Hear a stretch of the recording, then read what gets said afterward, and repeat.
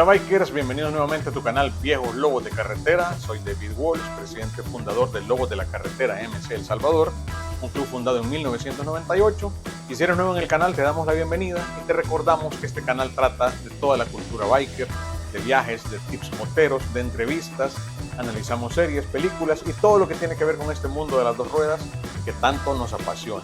Si eres nuevo, te pedimos que te suscribas, que te des like y que lo compartas. Este día vamos a continuar hablando de los MCs, de la historia y del nacimiento de los MCs. Hoy toca hablar de los 1%. Si no has visto el capítulo anterior, en los comentarios te vamos a dejar el link para que puedas entrar y puedas verlo. Así que quédate con nosotros, lo vas a disfrutar, te vas a divertir. Let's ride.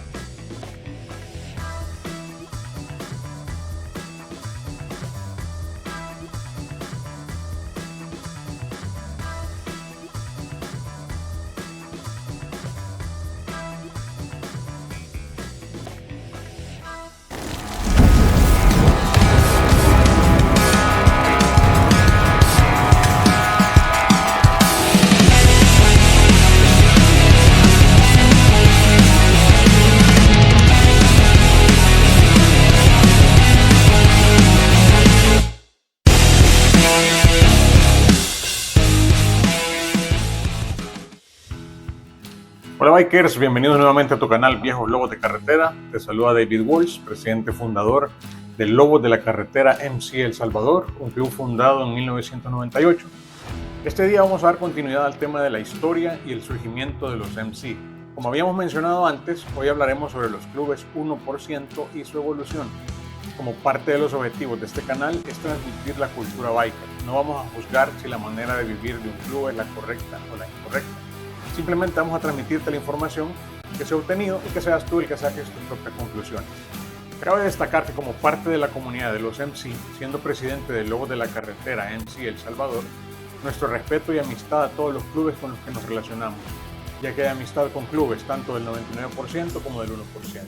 Nosotros como Lobos somos un club con identidad propia y buenas relaciones con todos. Y una frase que me regaló un buen amigo mío y que la hemos hecho propia: somos amigos de todos, esclavos de nadie. Dejando mayor claridad sobre este tema, sobre nuestra postura, iniciamos. Dentro de la cultura biker, el símbolo del 1% es uno de sus mayores exponentes. Este término se utiliza en Estados Unidos para describir comúnmente a clubes de motociclistas cuyas actividades se realizan fuera de la ley, también conocidos como 1% Motorcycles Club. Hoy en día podemos ver el parche del rombo con los colores del club y el 1% cosido en los chalecos de muchos MC o bikers. Si bien su fin no es dejar claro que perteneces a una banda de delincuentes, sino mostrar que tu modo de vida está regido por sus propias normas ajenas a las imperantes en la sociedad. En los propios Estados Unidos, que un club se considere fuera de la ley no significa que por necesidad participe en acciones delictivas, sino que simplemente no cumplen con las reglas y normas que establece la AMA, la Asociación Americana de Motociclistas. Sencillamente solo se limitan a reconocer sus propias normas y sus propios estatutos. Como lo platicábamos en el capítulo anterior, al final de la década de los 40 surgió un nuevo tipo de biker, cuya aparición no fue casualidad. Una vez de vuelta, recién terminada la Segunda Guerra Mundial, los excombatientes regresaron a sus casas y descubrieron que echaban en falta el modo de vida de sus últimos años, donde la acción y el compañerismo entre ellos era parte de su día a día. Por otro lado, encontraron un gran excedente de motocicletas Harley Davidson que se fabricaron para la Gran Guerra y que podían adquirirse a bajo precio. La suma de estos dos elementos ofreció la solución de los exmilitares que a través de la creación de clubes moteros podían volver a disfrutar de la acción y la hermandad que tanto añoraban. Los clubes 1% comenzaron a denominarse por este nombre a partir de 1947. Debido a los disturbios producidos en Hollister, la ciudad californiana. Una fiesta donde se reunían cada año miles de motociclistas y ese año, debido a su coincidencia con los días festivos del 4 de julio, tuvo una asistencia todavía mayor. En un momento dado, la organización perdió el control de la fiesta y esto ocasionó muchos disturbios, que al día de hoy se siguen exagerando en exceso. La historia que publicó Life Magazine provocó que tal alarma en la sociedad estadounidense que la Asociación de Motociclistas Americanos AMA no tuvo más remedio que salir a la escena y asegurar que el 99% de sus ciudadanos y de sus motociclistas afiliados eran ciudadanos respetuosos de la ley, marcando el restante 1% como proscritos o fuera de la ley. Esta afirmación hizo que muchos clubes, que no compartían las reglas de la puritana sociedad del momento, empezaran a lucir y autodenominarse 1%, para identificar públicamente su rasgo de diferenciación. El suceso y la afirmación de la AMA marcaron una fecha histórica en la cronología de los motociclistas. A pesar de que los acontecimientos fueron extremadamente exagerados y se tachó de proscritos a un número determinado de simpatizantes, esto no hizo más que multiplicar el número de motociclistas que se veían identificados con el repudio del resto. Es de tener en cuenta que lo prohibido o censurado acaba produciendo el efecto contrario. En el mismo año 1947, y a raíz de lo de Hollister, la AMA decide arrinconar a aquellos motociclistas con mal aspecto, que montaban motos chopper y transformadas, para aquellos momentos una pinta penosa, y que según la moral predominante dañaban la imagen de los motociclistas decentes. Los moteros marginados por la AMA eran en su mayoría exmilitares, soldados veteranos recién llegados de la Segunda Guerra Mundial, sin mucho dinero para maquillar sus motos y con ganas de correr con ellas atravesando todo el país. De repente se encontraron con que no les dejaban entrar en determinadas fiestas, o los relegaban a los peores sitios, o eran verbalmente o físicamente maltratados por el resto de bikers. Durante este periodo, desde 1948 y principios de los años 60, fueron apareciendo clubes de motociclistas no afiliados a la AMA, organizando chapters o capítulos en Estados Unidos fuera de la normativa oficialista de la asociación y entrando en la frontera de los clubes fuera de la ley o clubes proscritos.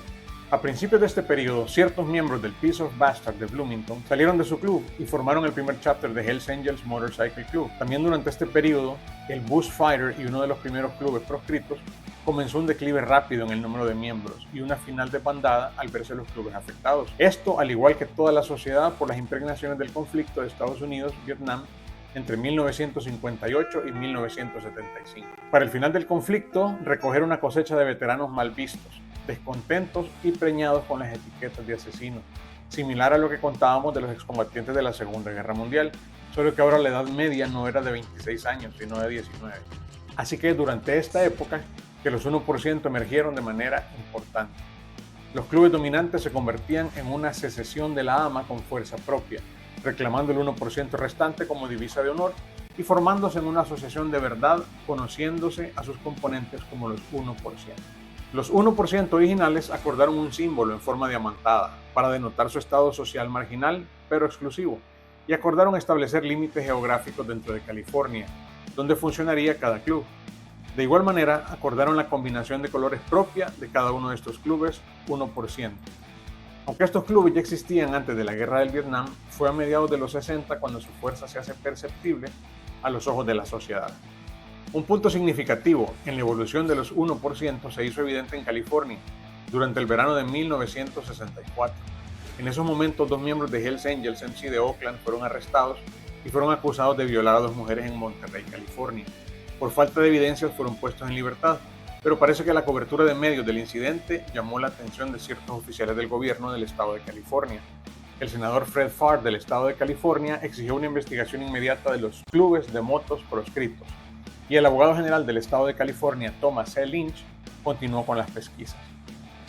El año que sigue el incidente de Monterrey, el abogado general Lynch creó un informe que por primera vez se proclamaba como una tentativa burocrática en grande para retratar a los clubes de motociclistas como un peligro claro, recopilando actividades delictivas de estos clubes, más cercanas a leyendas urbanas que a hechos reales. Pero el tema quedó establecido e incluso en jurisprudencia del 2005 se hace mención al informe Lynch.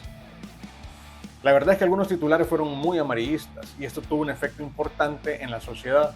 Perjudicaba a los miembros de los clubes, pero creaba un mito en la cultura de la época, que otros medios como el cine no tardaron en explotar. Por supuesto, nadie está libre de pecado, y algunos miembros de algunos clubes participaron en revueltas y peleas a fin de solidificar una imagen de renegado a ojos de la sociedad dominante. Pero el famoso capítulo de la muerte por apuñalamiento de Meredith Nonter, fan de 18 años de los Rolling Stones, el 6 de diciembre de 1969, en la grabación del documental en directo Gimme Shelter en el concierto de Altamont Speedway en Livermore, California, hace que de manera importante se identifique algunos clubes con una imagen altamente negativa. Este incidente nunca fue probado, no se sabe a ciencia cierta si la muerte fue provocada por un Hells Angels. Es importante decir que nadie fue acusado con cargos, nunca fue aclarado el incidente y no se sabe claramente si el incidente se produjo al intentar Hunter agredir a Mick Jagger y consecuencia de ello se formó la pelea. Incluso se cuestionan las explicaciones que en su momento dio Sonny Vargas, presidente en esa época de Hells Angels MC de Oakland, que justificaba el hecho a raíz de que Hunter disparó a uno de sus miembros. No hay partes médicos de las heridas del biker y Barger lo zanjó diciendo que era un forajido y que no podía acudir al hospital. Nunca se sabrá por qué ni por quién, pero cayó como una losa sobre el club y por extensión sobre los demás. ¿Quién más o menos ha oído el incidente y lo relaciona con el cuerpo de seguridad de aquel concierto? Echen un vistazo al documental de 1970 dirigido por David y Albert Mayles y Charlotte Surin, titulado Gimme Shelter, donde se ve el fallecido con algo que parece un arma y donde la gente cuenta su versión de los hechos. Nada claro. Lo cierto es que sirvió para alimentar la leyenda negra.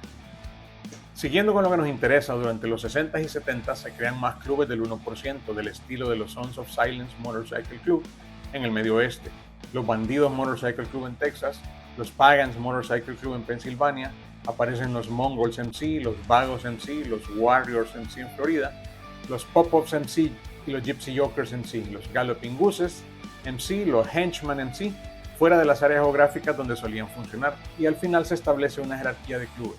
Se consolidan los tres grandes, Hells Angels MC, Bandidos MC y Outlaws MC, sobre los cuales vale la pena profundizar en otro capítulo sobre The Big Three.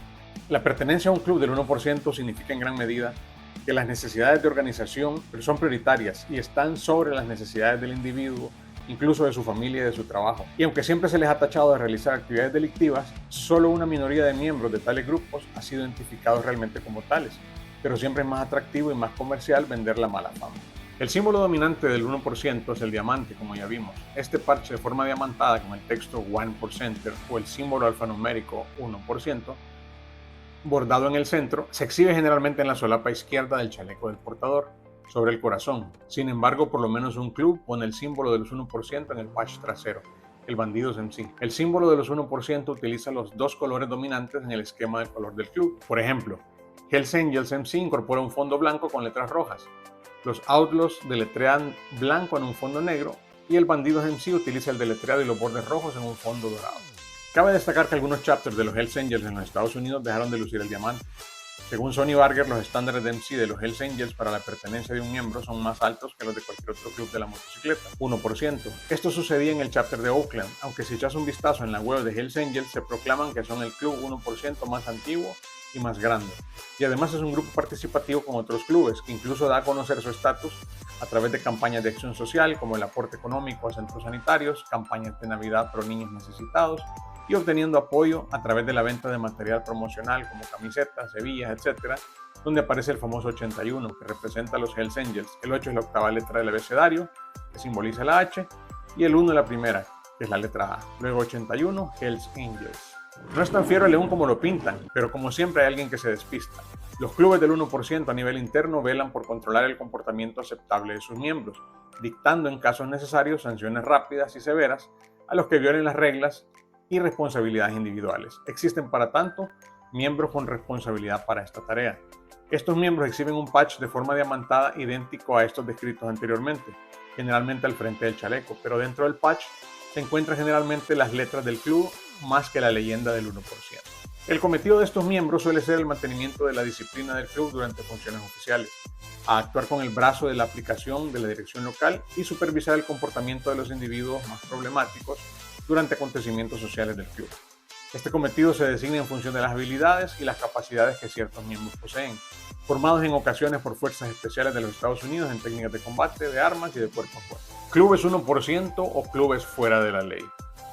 En países como Estados Unidos, Australia o Alemania, por citar algunos, donde las fuerzas policiales tienen bien definido a los clubs outlaws y los consideran directamente como bandas mafiosas o criminales. Por ejemplo, el Departamento de Justicia de los Estados Unidos define a las pandillas de motocicletas fuera de la ley como organizaciones cuyos miembros utilizan sus clubes de motocicletas como conductos para actividades delictivas, y se les acusa de prácticamente de todo el listado de actividades ilegales.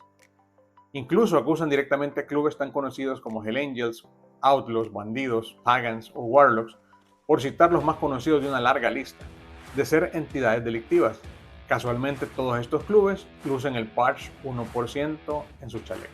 Si bien algo que no termina de encajar es que estos clubes no se escondan en ningún momento y sus miembros se identifiquen públicamente a través de sus colores y tatuajes. Además se mantienen sus páginas web y negocios totalmente legales, escriben y obedecen estatutos, muestran sus símbolos en sus locales, registran sus emblemas legalmente e incluso realizan fiestas y actividades benéficas muy reconocidas. Los miembros de un club 1% se defienden a sí mismos, insistiendo que las actividades delictivas son casos aislados y que en su conjunto ellos como club no son organizaciones delictivas. Que un miembro delincuente no convierte a un club de motos en delincuentes de manera general. Los clubes de motociclistas que se identifican con la contracultura del 1% no tienen que ser necesariamente criminales, sino que es una forma de expresar su condición a nivel social. Lo que quieren mostrar con su parche son sus ideales que celebran la libertad, la inconformidad con la cultura dominante y la lealtad a sus hermanos adentro del grupo de motociclistas.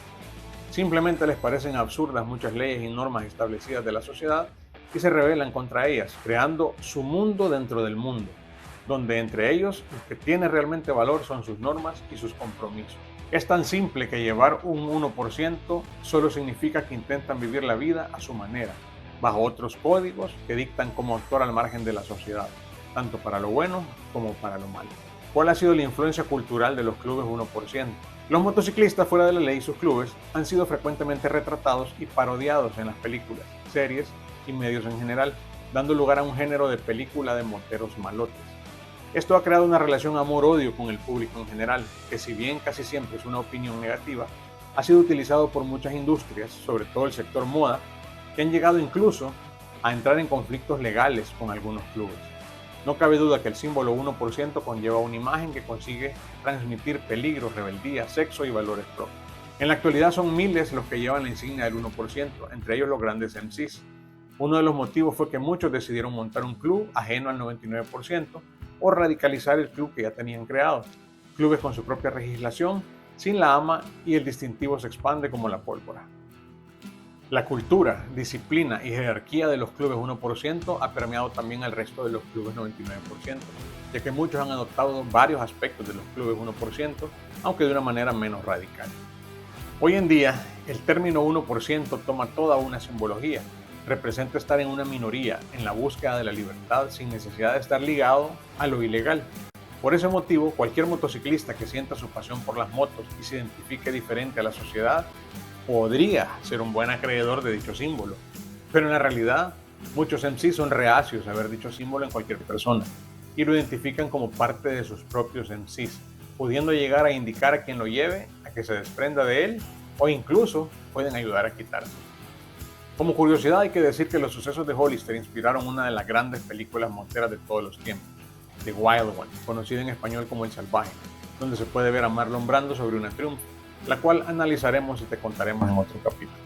En conclusión, los elementos ofrecidos hasta ahora pretenden explicar ciertos factores sociales y culturales que influenciaron a los orígenes y la evolución de los clubes de motociclistas en los Estados Unidos. Un hilo argumental común es el de la implicación americana en conflictos militares y de la organización social subsecuente alrededor del deporte del motociclismo, dejando ver que ni el gobierno americano ni la sociedad atendían a los efectos de la guerra en los individuos.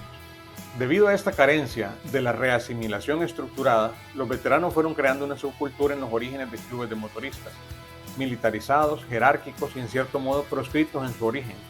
Quizás la ausencia de mujeres en tales clubes también tenga su origen en no pertenecer a la estructura militar antigua. Otra cuestión a señalar es que los clubes 1% tengan para sí una mala imagen, más potenciada por cuestiones ajenas a ellos que por su propia naturaleza. De hecho, se esfuerzan en mejorar su imagen a través de acciones sociales o apariciones en series de televisión donde se potencia la imagen del artista mecánico, pasando de la imagen de los medios de comunicación de los 60s, que pretendía ser negativa, a la actual, que presenta a individuos más creativos. Y sí, la imagen hacia afuera de los clubes de motociclistas está cambiando. Probablemente sea que la cultura que rodea esta actividad también está muy viva y evolucionando. Si te ha gustado este capítulo, te pedimos que te suscribas, que lo compartas, que nos des like y que nos cuentes de qué más te gustaría que siguiéramos hablando. Vamos a seguir estrenando secciones, síguenos, míralas, quédate con nosotros. Como te decimos, siempre te vas a divertir. Así que gracias, somos Viejos Lobos de Carretera, nos despedimos en esta ocasión. Buenas rutas, buenos vientos, let's ride.